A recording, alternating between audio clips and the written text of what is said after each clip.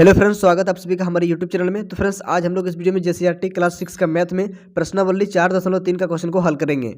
और देखिए, ये वीडियो का पहला पार्ट है, ठीक है। तो देखिए, पहला क्वेश्चन में कहता है निम्नलिखित संख्याओं का अभाज्य गुणनखंड विधि द्वारा म स ज्ञात कीजिए। मतलब यहाँ पर आपको HCF निकालना है, ठीक है। इंग्लिश में इसको HCF बोलते हैं। यहाँ पर देखिए, पहला क्वेश्चन है 9 तथा 12। 9 और 12 को क्या करना होगा? सबसे पहले आपको अभाज्य गुणनखंड करना पड़ेगा। जब तक नहीं आप अभाज्य गुणनखंड करेंगे तो अभाज्य गुणनखंड विधि द्वारा मौसम आपका नहीं निकलेगा। तो अभाज्य गुणनखंड कैसे होता है? तो ध्यान दीजिएगा, यहाँ पर जो है ना, क्या है, 9 है, तो पहले आपको 9 लिख देना है और इस तरीके से आपको लाइन खींच देना है ऊपर और नीचे, ठीक है। अब आपको अभाज्य संख्या से इसको क्या करना है? गुणनखंड करना है। कैसे होता है? देखिए, 2 से पहले आपको चलाना है। तो यहाँ पर ध्यान दीजिएगा, अगर 2 का पहाड़ा में 9 आता है तभी आप 2 से चलाइएगा, नहीं तो नहीं चलाइएगा। देखिए, 2 का पहाड़ा में 9 तो नहीं आता है, तो क्या करना है? 2 से बड़ा लेना है। अभाज्य संख्या कौन होता है? 2 से बड़ा अभाज्य संख्या 3 होता है। तब यहाँ पर आपको 3 ले लेना है। तो 3 का पहाड़ा में कितना बार में 9 आता है? तो 3 का पहाड़ा 3 बार पढ़ना पड़ेगा, तब आपका 9 आएगा। भाग, इसको भाग लगाना है, ठीक है। तो यहाँ पर आपको 3 लिख देना है। 3 का पहाड़ा 3 बार पढ़ने पर 9 आ गया। फिर से आपको चलाना है 3 से ही, क्योंकि ये 3 से ही भाग लगेगा। 3 एका 3, जब 1 आ जाएगा तब छोड़ देना है। अब 12 को उसी प्रकार आपको क्या करना है? अभाज्य गुणनखंड करना है। मतलब दोनों संख्या को अलग अलग अभाज्य गुणनखंड कर लेना है। इससे पहले वाला वीडियो में मैंने आपको बताया था कि अभाज्य गुणनखंड कैसे किया जाता है। देख कर सीख सकते हैं, समझ सकते हैं। तो यहाँ पर भी आप सीख सकते हैं, समझ सकते हैं। तो देखिए वीडियो को पूरा, ठीक है, आपको जरूर समझ में आएगा। यहाँ पर देखिए कितना है? 12 है। तो 12 को क्या करना है? आपको अभाज्य गुणनखंड करना है। तो आपको अभाज्य संख्या से चलाना पड़ेगा। तो अभाज्य संख्या सबसे छोटा होता है 2। तो 2 से देखिए ये भाग लगेगा, तो 2 से चलाते हैं। 2 का पहाड़ा कितना बार में 12 आता है? 6 बार में। तो यहाँ पर 6 लिखेंगे। अब फिर देखिए 2 से ही भाग लग रहा है, तो 2 से ही, जब तक 2 से भाग लगेगा तब तक आपको चलाना है, ठीक है। एक ही संख्या को आप बार बार चला सकते हैं अगर भाग लग रहा है तो देखिए 2 का पहाड़ा में 6 आ रहा है, 2 तिया 6। अब देखिए 2 का पहाड़ा में 3 नहीं आता है, तो आपको क्या करना है? 3 ले लेना है अब। तो 3 एका 3, जब 1 आ जाएगा तब क्या करना है? आपको छोड़ देना है। अब यहाँ पर क्या करना है आपको? ध्यान दीजिएगा, 9 को तोड़े हैं तो 9 लिखेंगे, 12 को तोड़े हैं तो 12 लिखेंगे। क्लियर है? अब देखिए 9 को तोड़ने पर क्या क्या आया? देखिए यहाँ पर 3 आया, 3 आया और लास्ट में 1 आया है। तो यहाँ पर लिखेंगे 3 गुना 3 गुना 1। क्लियर है? अब 12 को तोड़ने पर क्या क्या आया? तो 12 को तोड़ने पर देखिए ये ऊपर से नीचे जो लाइन दिख रहा है, इसके बाहर में जो आया उसको लिखना है। 2 2 3, तो 2 गुना 3 और फिर गुना में लास्ट में यहाँ पर 1 है, इसको भी लिख लेना है, ठीक है। अब यहाँ पर क्या करना है? आपको साझा कर देना है। गुणनखंड को क्या करना है? मतलब जो गुणनखंड मिलता है उसको घेरा कर देना है। जैसे देखिए यहाँ पर 3 मिल रहा है, तो इसको हम लोग ऐसे करके साझा कर सकते हैं। साझा कर दिए। 1 भी मिल रहा है तो 1 को भी साझा कर देंगे इस तरीके से, ठीक है। अब यहाँ पर आपको क्या करना है? म स लिख देना है। म स, इसीलिए म स बराबर जो मिला, ये दोनों साझा के बदले में इस साझा में 1 तो 3 लेना है, गुना चिन्ह देना है, और इस साझा में 1 तो 1 लेना है। दोनों में से 1 तो लेना है, दोनों में से 1 तो लेना है, ठीक है। अब इसको गुना कर देना है, तो कितना हो जाएगा? देखिए 3 एका 3, तो 3 आ गया म स आपका इस क्वेश्चन का आंसर, ठीक है। तो इसी तरीके से आपको बना लेना है। देखिए यहाँ पर 2 नंबर क्वेश्चन में क्या है? 7 तथा 14 है। तो यहाँ पर क्या करना है आपको? 7 का पहले अभाज्य गुणनखंड करना है। तो चलिए 7 का करते हैं अभाज्य गुणनखंड। देखिए 7 जो है ना, 7 से ही भाग लगेगा, 2 से नहीं लगेगा, 3 से नहीं लगेगा, 5 से नहीं लगेगा, तो 7 से चलाते हैं। 7 एका 7 हो गया इसका अभाज्य गुणनखंड। 14 का करते हैं। देखिए 14 किससे भाग लगेगा? 2 से भाग लगेगा, 2 7 14। अब फिर 7 से चलेगा, 7 एका 7 हो गया। 7 को लिखना है, 14 को लिखना है। 7 को अभाज्य गुणनखंड करने पर 7 आया, 1 आया, तो 7 गुना 1 लिखेंगे। 14 को अभाज्य गुणनखंड करने पर 2 7 1 आता है, तो 2 गुना 7 गुना 1। तो क्या मिल रहा है इसमें? 7 मिल रहा है, तो इसको इस तरीके से साझा कर देना है आपको। और 1 मिल रहा है तो 1 को भी इस तरीके से साझा कर देना है। अब ध्यान दीजिएगा यहाँ पर म स बराबर इस साझा में 1 तो 7 लेना है और इस साझा में 1 तो 1 लेना है। दोनों में से 1 ही तो लेना है, ठीक है। गुना कर देना है, 7 एका 7, 7 आ गया इस क्वेश्चन का आंसर। इसी तरीके से आपको अभाज्य गुणनखंड करके म स निकाल लेना है, HCF निकाल लेना है, ठीक है। 3 नंबर का क्वेश्चन में आपको देखिए कह रहा है 3 और 9 का। तो 3 का कैसे होगा? 3 से ही चलेगा, 3 एका 3। 9 का कैसे चलेगा? तो 3 से चलेगा, 3 तिया 9, फिर 3 से चलेगा, 3 एका 3, 1 आ जाएगा, आपको छोड़ देना है। 3 को तोड़ने पर क्या मिला? 3 और 1 मिला, तो 3 लिखेंगे, गुना 1 लिखेंगे। 9 को तोड़ने पर क्या मिला? 3 गुना 3 गुना 3।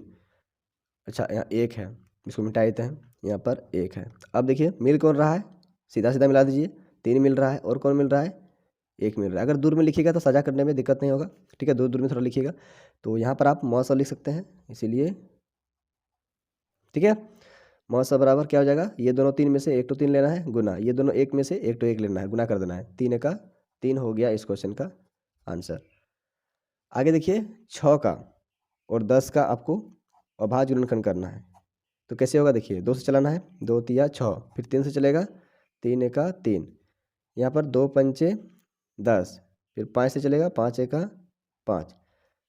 6 को तोड़ने पर क्या मिला, 2 3 1, 2 गुना 3 गुना 1। 10 को तोड़ने पर क्या मिला, 2 गुना 5 गुना 2 गुना 5 गुना 1। देखिए इसमें क्या मिल रहा है, इसमें 2 मिल रहा है, इसमें 1 मिल रहा है। ठीक है, तो लिखेंगे यहाँ पर, चलिए म स बराबर दोनों 2 में से एक तो 2 लिखेंगे गुना, दोनों 1 में से एक तो 1 लिखेंगे, इसको गुना कर देंगे। देखिए 2 का 2, 2 हो गया इस क्वेश्चन का आंसर। ठीक है, देख लीजिए, इसको फटाफट नोट कर लीजिए अपना कॉपी में। अगर आपको समझने में कहीं दिक्कत है तो आप कमेंट जरूर करिएगा ताकि मैं आपके डाउट को क्लियर कर सकूं। आगे देखिए 5 नंबर क्वेश्चन में है 8 का और 12 का। तो 8 और 12 को इस तरीके से लिख देना है और अभाज्य गुणनखंड कर देना है फटाफट। देखिए 2 चौके 8, फिर 2 से चलेगा 2 दूनी 4, फिर 2 से चलेगा 2 का 2, 1 आ जाएगा, आपको छोड़ देना है। 2 छक 12, फिर 2 से चलेगा 2 तिया 6, फिर 3 से चलेगा 3 का 3। तो ध्यान दीजिएगा यहाँ पर 8 को तोड़ने पर क्या आया, 3 बार 2 आया, 1 2 3, और 1 बार 1 आया है यहाँ पर नीचे में। ठीक है, 12 को तोड़ने पर क्या आया, देखिए 2 आया है 2 बार, और 3 आया है 1 बार, और लास्ट में 1 आया है। तो मिला लेते हैं, अब 2 को सजा कर लेते हैं। यहाँ पर सजा हो रहा है सामने, यहाँ पर भी सजा कर लिए और इसको भी सजा कर लिए। अब यहाँ पर लिखना है आपको, इसलिए म स बराबर ये दोनों 2 में से एक तो लिखना है, इस सजा में से एक तो 2 लिखना है, और इस सजा में एक तो 1 लिखना है, गुना कर देना है। ठीक है, देखिए 2 दूनी 4, अब 4 का पड़ा पड़ना है, 4 का 4, तो 4 हो गया इस क्वेश्चन का आंसर। ठीक है, यहाँ पर जो है ना आप ऐसे भी लिख सकते हैं, अतः 8 तथा 12 का म स बराबर इतना, इस तरीके से लिख सकते हैं। तो मैं यहाँ पर शॉर्ट में आपको बता दिया। 6 नंबर का क्वेश्चन में देखिए यहाँ पर है 3 संख्या है, 3 संख्या वाला। तो बस आपको डरना नहीं है, वैसे ही बनेगा, 3 संख्या रहे या फिर 4 संख्या रहे। देखिए यहाँ पर 5 है, 10 है और 15 है, तो तीनों को अलग अलग हम लोग तोड़ेंगे। ठीक है, देखिए 5 से चलेगा ये, 5 का 5 हो गया इसका अभाज्य गुणनखंड। 2 से चलेगा ये, 2 पंचे 10, फिर 5 से चलेगा 5 का 5, हो गया इसका अभाज्य गुणनखंड। अब यहाँ पर 3 से चलेगा ये, 3 पच्चे 15, अब 5 से चलाएंगे 5 का 5। पहले छोटा अभाज्य संख्या से ही चलाते हैं, ऐसा नहीं कि यहाँ पर 3 ले लिए पहले, 5 ले लिए बाद में। 5 भी आप पहले ले सकते हैं। ठीक है, देखिए अब यहाँ पर आपको क्या करना है, 5 लिखना है। 5 बराबर क्या होगा, 5 गुना 1। देखिए 5 को तोड़ने पर 5 आया, 1 आया। 10 को तोड़ने पर क्या मिला, 10 को तोड़ने पर 2 गुना 5 गुना 1। ठीक है, 15 को तोड़ने पर क्या मिला, 3 गुना 5 गुना 1।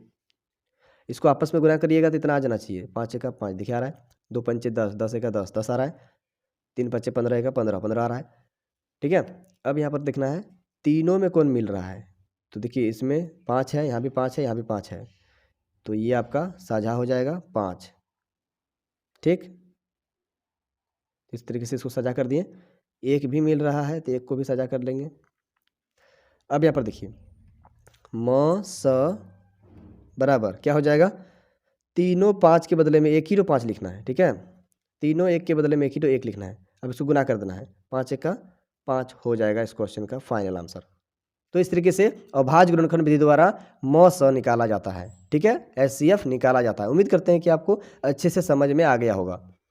तो फ्रेंड्स आज के इस वीडियो में बस इतना ही रहने देते हैं। वीडियो अच्छा लगा, समझ में आया, प्लीज वीडियो को लाइक करके चैनल को सब्सक्राइब कर लीजिएगा और साथ साथ में बेल आइकन का नोटिफिकेशन ऑन कर लीजिएगा, ठीक, ताकि जब भी मैं इससे आगे वाला क्वेश्चन का वीडियो अपलोड करूँ तो सबसे पहले उस वीडियो का नोटिफिकेशन आप तक पहुंच सके। तो चलिए फ्रेंड्स मिलते हैं अगला वीडियो में इसका अगला पार्ट को लेकर, अगला क्वेश्चन को लेकर। तब तक के लिए bye, thank you for watching this video.